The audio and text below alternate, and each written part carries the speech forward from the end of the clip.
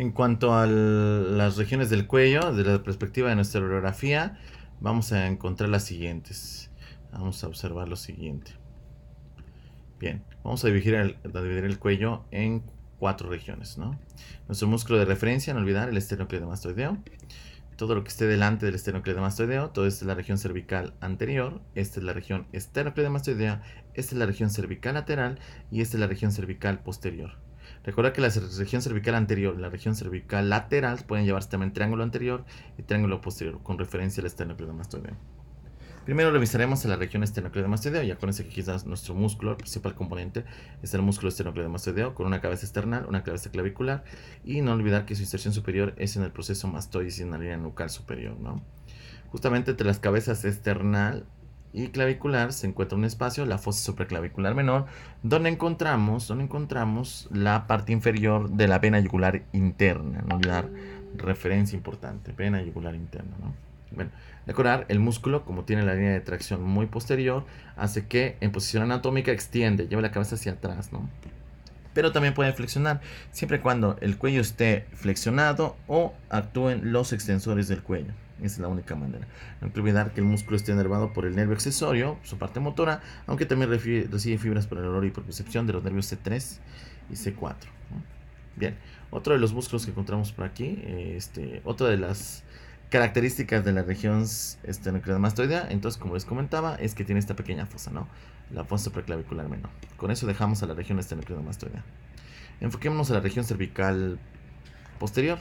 La región cervical posterior está posterior al borde anterior del trapecio. Y evidentemente aquí encontraremos al músculo trapecio.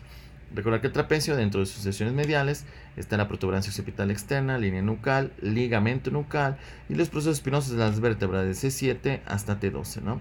Mientras que lateralmente se inserta en el tercio lateral de la clavícula, en el acromio y en la espina de la escápula.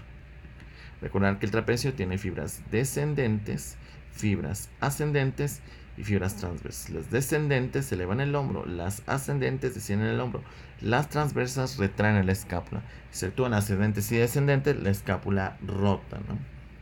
Recordar, ese músculo también está inervado por el 11 y su parte proprioceptiva y el olor por los nervios C3 y C4. En ese sentido es igual que el esternocleidomastoideo, ¿no? Bien, eso es todo la región cervical posterior. La que nos interesa más es la región cervical lateral, que aquí vamos a intentar ver. Es justamente el espacio que queda entre el esternocleidomastoideo y el trapecio, ¿no? ¿Quiénes son los límites de la región cervical lateral? El borde posterior del esternocleidomastoideo, el borde anterior del trapecio, su límite inferior es el tercio medio de la clavícula, como podemos ver aquí, tercio medio de la clavícula. El vértice está orientado hacia el occipital. En el suelo, que es lo que más me interesa, podemos encontrar cuatro músculos: esprinio de la cabeza, elevador de la escápula, el escaleno medio y el escaleno posterior, ¿no? Escaleno medio y escaleno posterior. Aunque también su libro hace referencia que podemos encontrar el escaleno anterior y con el escaleno mínimo, una variante anatómica. Todos cubiertos por la lámina prevertebral de la fascia cervical profunda. Y en el techo estaría la lámina que envuelve a estos dos músculos, quienes serían la lámina superficial, la lámina de revestimiento. Bien, la región cervical lateral está dividida por el homoyoideo. El vientre inferior del homoyoideo termina dividiendo la región cervical lateral en dos triángulos: triángulo occipital y triángulo homoclavicular o subclavio. Recordar que en el triángulo occipital, justamente en este sitio, vamos a intentar agregar aquí las arterias y nervios, en la región cervical lateral, justamente en el vértice del triángulo occipital. Sí, podemos encontrar aquí una arteria apenas visible por acá, pero esta representa la que está justamente aquí. Es la arteria occipital. De ahí el nombre del triángulo, ¿no? Justamente en el vértice del triángulo occipital sale la arteria occipital. ¿Qué otras estructuras podemos observar? Bueno, sin duda alguna, el nervio más relevante de toda esta estructura es la presencia del nervio accesorio, que es el que está aquí. Ese es el nervio accesorio espinal. Recordar que el nervio accesorio emerge en la unión del tercio superior y tercio medio del esternocleidomastoideo y desaparece en la unión del tercio medio e inferior del trapecio, ¿no? Este es el nervio accesorio, el principal nervio de referencia del triángulo occipital. Y más abajo podemos encontrar como en el triángulo homoclavicular, vamos a retirar el resto, lo que no nos sirve, podemos encontrar a la arteria subclavia, tercera porción, ¿no?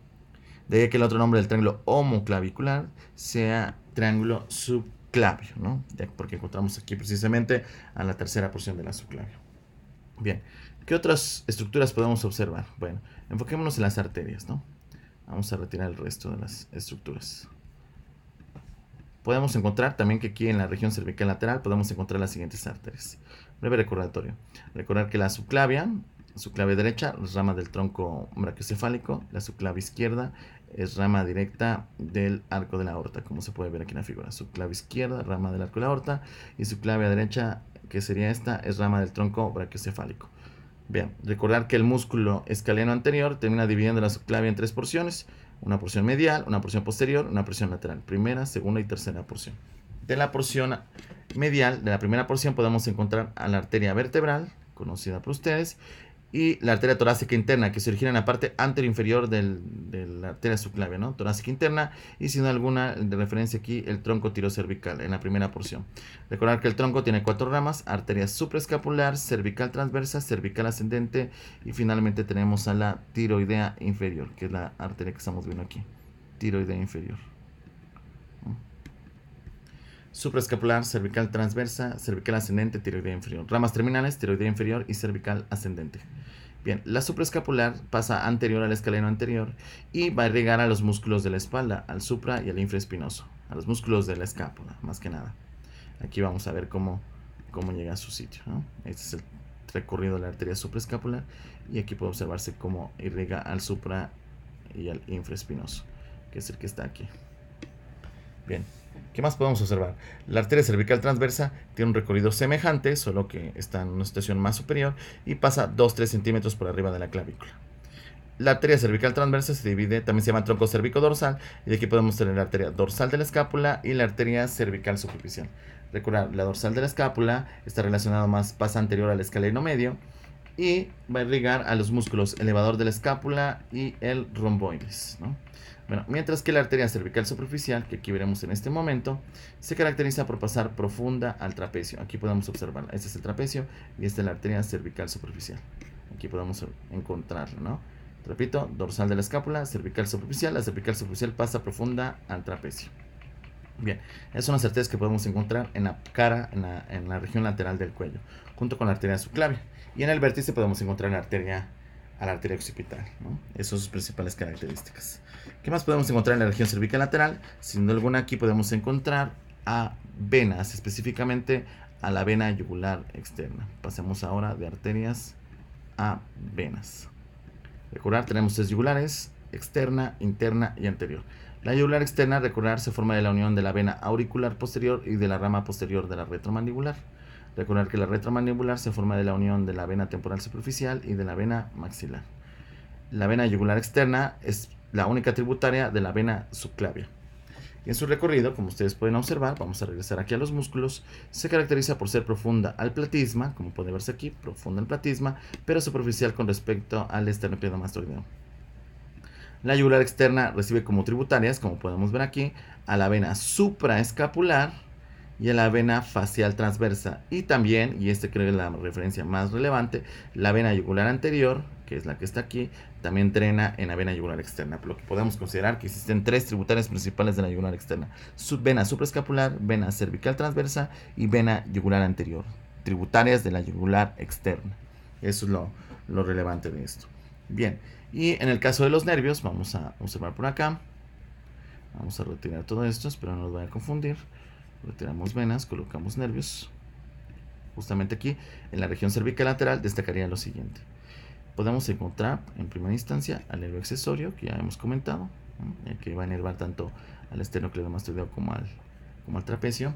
Otros de los nervios que podemos encontrar en esta región cervical lateral son precisamente a los troncos del plexo braquial, que pasan justamente arriba de donde estaría la subclavia, igual entre el escaleno anterior y el escaleno medio. Y otro de los nervios que podemos encontrar aquí en la región cervical sería precisamente al plexo cervical, que vamos a verlo de esta perspectiva. Pero había que retirar el esternocleidomastoideo. Tal vez no sea muy visible, pero dentro de la región cervical lateral, dentro del plexo cervical, que recuerden que está formado por fibras de C1, C4 y el plexo braquial de C5 a T1, podemos encontrar lo siguiente. Esta estructura en forma de U le vamos a llamar el asa cervical. Recordar que el asa cervical está formado por una raíz superior y una raíz inferior. La raíz superior está formada por fibras de C1, C2 y también del nervio hipogloso, que es visible aquí. Si podemos observar aquí está el nervio hipogloso. C1, C2 y hipogloso van a formar la raíz superior del asa cervical, que voy a intentar mostrar lo que es la perspectiva. Vamos a dejarnos un poco. Aquí está precisamente el nervio hipoglóso, y C1 y C2 forman el asa cervical de este plexo, ¿no?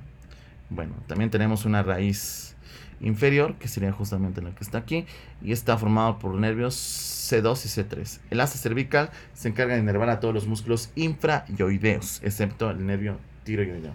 El músculo, perdón, tiroideo. Bien, otro de los nervios destacables, aunque no son tan visibles acá, pero podemos encontrar, por ejemplo, el nervio auricular mayor, el nervio occipital menor, el nervio cervical transverso y el nervio supraclavicular, que es lo que podemos encontrar aquí. Todos son nervios cutáneos del plexo.